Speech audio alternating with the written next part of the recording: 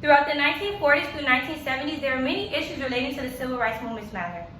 And what better way to document these things than to photograph them? Gordon Parks was one of many whom was able to capture what was going on in that time. As stated before, although Gordon Parks was not the only artist to go ahead and do so, he was definitely one that could go ahead and relate. Gordon Parks was an artist who left work behind, still to this day allows us to go back and look and understand what was going on. If you're still a little curious on how Gordon Parks contributed to the photography community, let's go ahead and jump right into it. My name is Alyssa Beeler, and today we're going to be discussing Gordon Parks. Opening, I will talk about Gordon Parks' early life and some of his greatest achievements, and will also help him lead up to that time. To begin, let's talk about his upbringing. According to the Gordon Parks biography, he was born Gordon Roger Alexander Bertram, born November 30, 1912 in Fort Scott, Kansas. He was the youngest of 15 siblings. Throughout that time, he did grow up in a segregated community, which caused aggressive discrimination, leading up to him not being able to participate in many activities throughout his childhood. Unfortunately, at the age of 14, Gordon Parks' mother had passed away. Upon her passing, he did have to move in with relatives.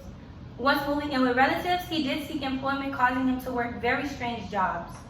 Turning over to his teenage years, he decided to move in with his sister in Minnesota. Once moving so, he was granted the opportunity to enroll into the Mechanic of Art School.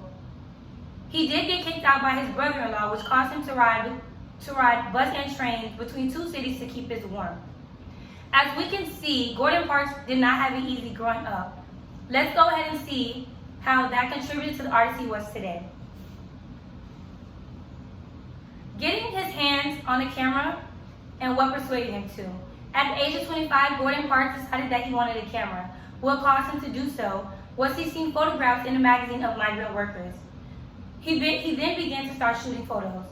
Some of his early work was recognized by Marva Lewis, the wife of a boxing champion, whom persuaded him to move to a bigger city to persuade his career. Once thinking about it, Gordon Parks does decide to move to Chicago. Once moving to Chicago, he primarily focuses on low-income Black neighborhoods, yet while also working for various local newspapers. Later on, in 1944, he does decide to move to New York. He does get a job at the Roy Stryker's Oil Company Photography.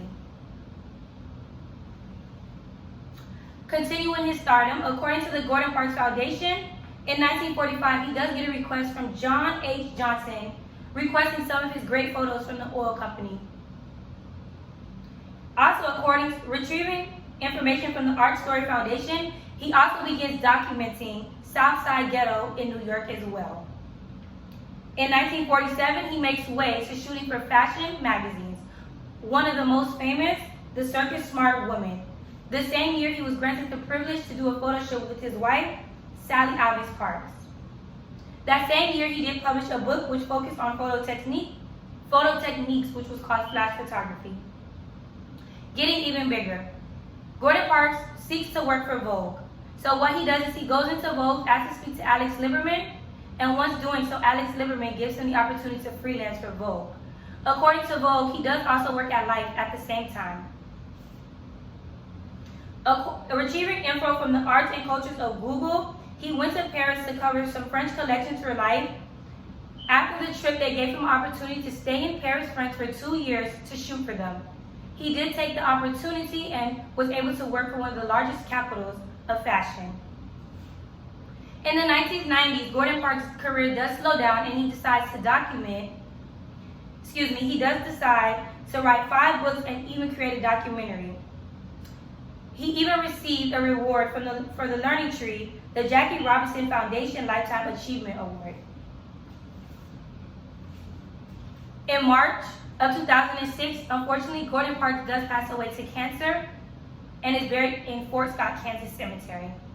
As we can see, Gordon Parks was one of the many artists who have not had it easy, but what he did was take the beauty out of the ugly and allowed us to see that as well.